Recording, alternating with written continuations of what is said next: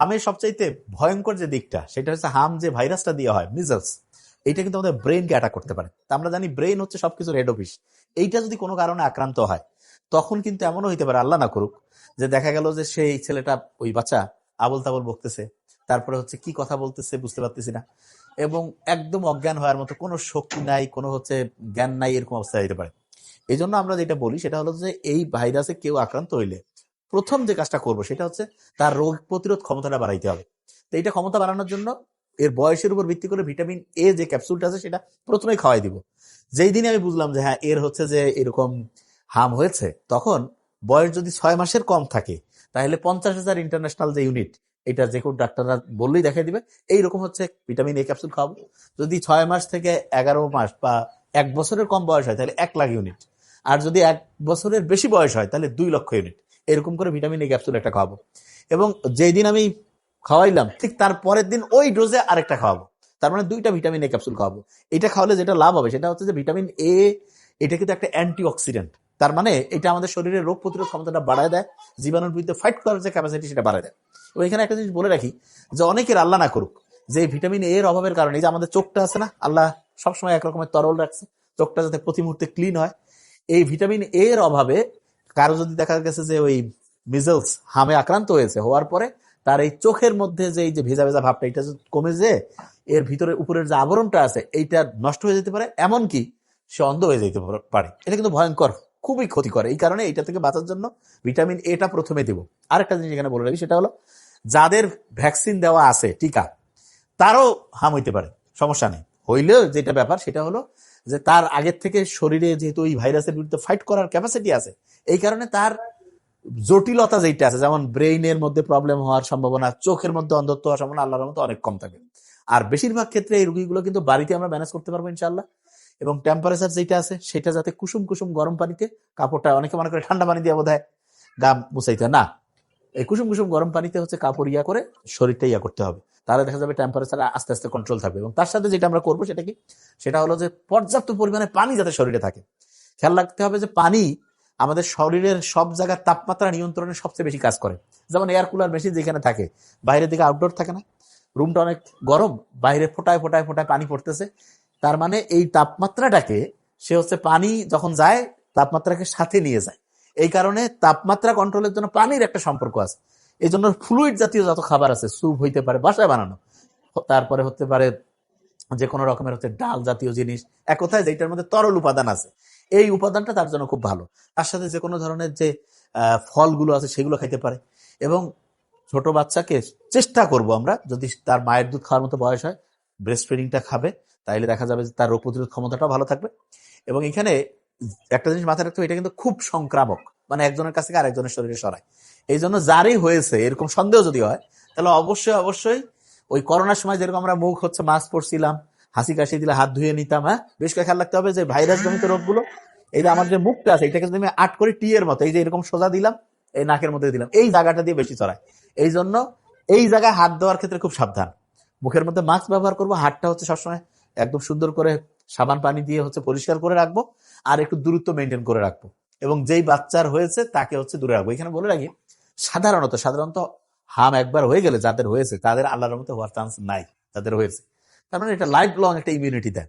আর হাম কারো হয়েছে কিনা এটার জন্য কয়েকটা বেসিক জিনিস আছে, তবে সবচেয়ে ইম্পর্টেন্ট যেটা সেটা হচ্ছে কমপ্লেক্স স্পট বলে একটা জিনিস আছে। সেটা কি, মুখের মধ্যে দেখবো যে ওই যে সুজির দানার মতো কিংবা হচ্ছে লবণের দানার মতো এই যে সাদা সাদা হচ্ছে স্পটের মতো দেখবো। এবং তার সাথে অবশ্যই মাথায় রাখতে হবে যে র্যাশ কিংবা জ্বর থাকতে পারে, সর্দি থাকতে পারে, কাশি, চোখগুলো লাল লাল হয়ে যায়, এই নিয়মগুলো মানে মানে লক্ষণগুলো দেখলে আমরা বুঝতে পারবো যে হ্যাঁ এই বাচ্চাটা বা এই ইয়াটার হচ্ছে হামে আক্রান্ত হয়েছে।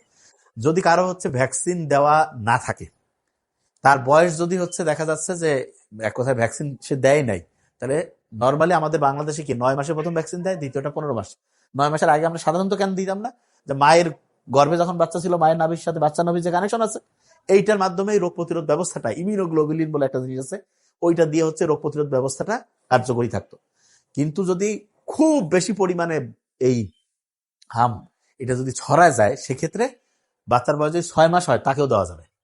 এবং যার বয়স দেখা যাবে যে আমরা যদি একটু এখানে দেখাই, যে দেখবেন যে এই যে আমের বাচ্চার এই যে এইরকম দেখলে আপনারা বুঝতে পারবেন যে এরকম। আর র্যাশ যখন বের হয়, খেয়াল রাখবেন যে ভাইরাসটা ঢোকার সাথে সাথে কিন্তু হয় না, কয়েকদিন ভিতরে ফাইট করার পরে একটা নির্দিষ্ট সময় পরে এই র্যাশগুলো বের হয়। এবং মাথায় রাখতে হবে, র্যাশ বের হওয়ার পরে এইটা বেশি পরিমাণ হচ্ছে এই ভাইরাসটা একজনের কাছ থেকে আরেকজনের শরীরে ছড়ানোর সম্ভাবনা বেশি বাড়ে। এই জন্য বাচ্চাকে অবশ্যই, আমি আক্রান্ত হয়েছে সন্দেহ হলে ওই বাচ্চাকে স্কুলে যাওয়ার দরকার নাই, এবং একদম হচ্ছে পরীক্ষা থাকলে পরীক্ষা বন্ধ, কারণ এটা একজনের কাছ থেকে 15-20 এরকম করে একেবারে বিশাল সংখ্যায় হচ্ছে ছড়াই যেতে পারে। এই জন্য এই সময় গার্ডিয়ানদেরকে বলবো যে বাচ্চাকে আপনার খেলতেও বাইরে আপাতত এই কয়েকদিন দরকার নেই, এখন হচ্ছে যতটা পারা যায় একদম বাসার মধ্যে আলাদা আলাদা করে রাখলে আল্লাহর রহমতে এইটা থেকে আক্রান্ত হওয়ার সম্ভাবনাটা অনেক কমবে। যে জিনিসটা বলতেছিলাম, বয়স 9 মাসে আমরা প্রথম ভ্যাকসিন দেই, 15 মাসে দ্বিতীয়টা। তো অনেকে মনে করে যে করোনার ভ্যাকসিনের মতো না, এটা কিন্তু টেস্টেড ট্রাস্টেড, বহু বছর ধরে চলতেছে। এমনকি আমেরিকায় সেখানে বাচ্চাদের প্রথম ভ্যাকসিনটা সম্ভবত দেওয়া হয় 1 বছরের পরে, হ্যাঁ, এবং দ্বিতীয় ভ্যাকসিনটা কয়েক বছর পরে দেওয়া হয়। এবং ওদের যেটা, ওরা যে কাজটা করে সেটা হলো যে এই হামটা এটা এত বেশি ছড়ায় যায়, এত বেশি ছড়ায় যায় যে এটা যদি আমি আগে থেকে বাচ্চাদেরকে হচ্ছে বড় সংখ্যায় যদি হচ্ছে যে এই ভ্যাকসিনের আওতায় না নিই, তাহলে দেখা যাবে যে 1 জন থেকে 20 জন, 200 জন, 1000 জন করে এটা একটা মহামারী আকার হইতে পারে। এই জন্য সরকার যে পদক্ষেপটা নিচ্ছে, এইটাতে প্রত্যেকের সব জিনিসে সবসময় খারাপ হয় না। অনেকে মনে করে করোনার ভ্যাকসিনের বোধহয় এরকম ডিস্টার্ব, এটা তো তাড়াহুড়া করে অনেক ব্যাপার স্যাপার আছে, কিন্তু এইটার ক্ষেত্রে অবশ্যই যে নির্দেশনা আছে সেই নির্দেশনা অনুযায়ী বাচ্চাকে হচ্ছে ভ্যাকসিন দিতে হবে। এবং এখানে বলে একটা ভ্যাকসিন দিলে প্রায় 93% মতো হচ্ছে রোগ প্রতিরোধ ব্যবস্থাটা তৈরি হয়, 2টা দিলে 97% মতো। এবং ওই যে আমরা যেটা হয় যে একটা পড়া পড়লাম, রিভিশন না দিলে খেলা হারা যায়। তো এই কারণে একবার ভ্যাকসিন দিলে যতটা রোগ প্রতিরোধ ব্যবস্থাটা কাজ করে, 2বার দিলে রিভিশন হইলো, ফাইটিং সিস্টেমটা বুঝে গেলাম, তখন দেখা যাচ্ছে যে রোগের সাথে ফাইট করার ক্যাপাসিটি বাড়লো এবং আমাদের যে জটিলতাটা এটা অনেক কমে যাবে। তো এইখানে যে জিনিসটা অনেকে ভুল করে সেটা হলো, অনেকে মনে করে যে ঠিক আছে, ওই যে ভ্যাকসিনের যে ব্যাপারটা আছে দেওয়ার পরও আবার যদি তার হয় তাহলে কারণটা কি। ভ্যাকসিনের মূল ব্যাপারটাই হচ্ছে, এটা হচ্ছে অনেকটা এরকম, আপনি ধরেন যে একটা মেইন ম্যাচ খেলতে যাচ্ছেন, তার আগে আপনারা হচ্ছে যে ওই যে কিছু করেন না, প্র্যাকটিস ম্যাচ করেন না। তা আপনাকে যে হচ্ছে এই যে যে ভ্যাকসিনটা দিল, এইটা হচ্ছে মিজেলস ভাইরাসকে আদামরা করে আপনার শরীরে ঢুকাই দেওয়া হইলো, এবং যাতে করে আপনি সত্যি সত্যি তার সাথে ফাইট করে কিভাবে হচ্ছে তাকে পরাস্ত করবেন, এইরকম একটা প্র্যাকটিস হয়। ওই যে অনেক সময় হয় না যে আগুন লাগার আগে আমরা ড্রিল করি, যে আগুন লাগলে কিভাবে হচ্ছে প্র্যাকটিস করতে হবে। তা সত্যি সত্যি যদি আগুন লাগে তখন কি হয়, তখন দেখা গেল কেউ কি এটা বলতে পারে, ভাই আগে আমরা আগুন লাগার প্র্যাকটিস করছি এই জন্য সত্যি সত্যি কেন আগুন লাগবে। আরে বাবা, সত্যি যখন আগুন লাগবে তখন কি হবে, ওই প্র্যাকটিসটা আমাকে আগুন থেকে বাঁচার জন্য সিস্টেমটা আরো চাঙ্গা করবে। যেমন ওই ফাইনাল পরীক্ষা দেওয়ার আগে আমরা করি না, এই যে মক টেস্ট দেই, দেখা যায় যে বিভিন্ন হচ্ছে প্র্যাকটিস পরীক্ষা করি। এইরকম আমাদের শরীর হচ্ছে ওই ভাইরাসের বিরুদ্ধে ফাইট কিভাবে করলে শক্তিশালী হবে, সেই জিনিসটা হচ্ছে এই ভ্যাকসিন। এইটা দেওয়ার পরও কারো হাম হয়েছে, কোনো টেনশন নেই, তার হচ্ছে জটিলতাটা অনেক কমে যায়। অনেকে মনে করে দিলেও হবে না দিলে, আরে বাবা তোমার হচ্ছে রোগ প্রতিরোধ ব্যবস্থাটা এত স্ট্রং হইলো যে তুমি আল্লাহর রহমতে কোনো জটিলতার মধ্যে পড়বা না। এইটা তো সবচেয়ে ইম্পর্টেন্ট জিনিস। আর রোগ প্রতিরোধ ব্যবস্থাটা ভালো করার জন্য প্রত্যেককে আমি বলবো যে বাচ্চাদেরকে হচ্ছে ঘুমানোর একটু ব্যবস্থা করতে হবে, এবং তাড়াতাড়ি ঘুম, তাড়াতাড়ি উঠা, এবং তরল জাতীয় খাবার যেটা সেটা ঠিক করে খাবে।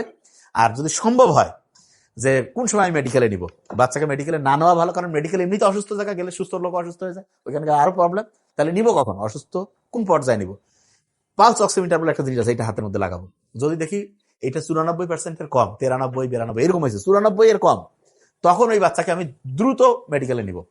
অথবা একদম অজ্ঞান হয়ে গেছে, কিছু কন্ট্রোলে নাই এরকম, অথবা কানের মধ্যে ইনফেকশন হয়েছে সেইটা, তারপরে হচ্ছে যে এরকম যদি হয় যে নিউমোনিয়া হয়েছে, নিউমোনিয়া বোঝার সহজ বুদ্ধি, এই যে আমাদের বাচ্চা যখন শ্বাস প্রশ্বাস নেয় তখন একদম ডেবে যাবে, বুকটা কানা যাবে, ডেবে যাচ্ছে, উঠতেছে এরকম করে, হাঁপুরের মতো এরকম আপ ডাউন করতেছে, আপ ডাউন করতেছে, এইরকম যদি হয় তখন বুঝবেন যে, সহজ করে বোঝার জন্য, যে এই বাচ্চাটাকে আমার হচ্ছে মেডিকেলে নিতে হবে। তখন আমরা, এটা তো ভয় ভাইরাস দিয়ে, তো এইটার বিরুদ্ধে কিন্তু অ্যান্টিভাইরাল কিছু ওষুধ আছে, নর্মালি সরাসরি কাজ করে না, আমরা ডক্টররা হিসাব করে ক্যালকুলেশন করে দেই, এবং যাতে পরবর্তী যাতে ইনফেকশন না হয় সেই জন্য। ভাইরাসের বিরুদ্ধে তো অ্যান্টিবায়োটিক কাজ করে না, কিন্তু ওই সেকেন্ডারি ইনফেকশন বলে একটা ব্যাপার আছে, সেইটা যাতে আল্লাহর রহমতে না হয়, এই জন্য হচ্ছে আমরা বিভিন্ন অ্যান্টিবায়োটিক, তারপর হচ্ছে ফ্লুইড যেটা দেয়, এটা দিয়ে স্যালাইন যেভাবে ট্রিটমেন্ট দেওয়া উচিত সেটা দিই। তবে মানে প্রথমেই একদম তাড়াহুড়ার দরকার নাই, বাচ্চা ইনশাল্লাহ বাসায় বলা যেতে পারে যে 99 থেকে 99.5% বাচ্চা ঠিক হয়ে যাবে। 100টাতে একটা, 200টাতে একটা বাচ্চার মেডিকেলে যাইতে হইতে পারে, যদি সে বাসার ট্রিটমেন্টটা ঠিকভাবে করে, তাহলে আর লাগবেই না। ভিটামিন এ ক্যাপসুল খায় ফেললাম, তাপমাত্রাটা নিয়ন্ত্রণের জন্য কুসুম কুসুম গরম পানি দিয়ে হচ্ছে ইয়া করে দিলেন, স্পঞ্জ করে দিলেন। এরপরে হচ্ছে ওই যে ওইটাকে যেটা বলে তরল জাতীয় খাবার ঠিকভাবে খাবে, ঘুমটা ঠিকভাবে। আর বাচ্চাটাকে হচ্ছে চেষ্টা করবেন যে তার এই যে মুখের মধ্যে হাত দেওয়ার আগে সাবধান, মাস্ক পরাবেন এবং অন্যদের কাছ থেকে আলাদা। ইনশাআল্লাহ আল্লাহর রহমতে এই হাম যে আছে এইটা থেকে বেশিরভাগ বাচ্চা আমাদের ইনশাআল্লাহ সুরক্ষিত থাকবে।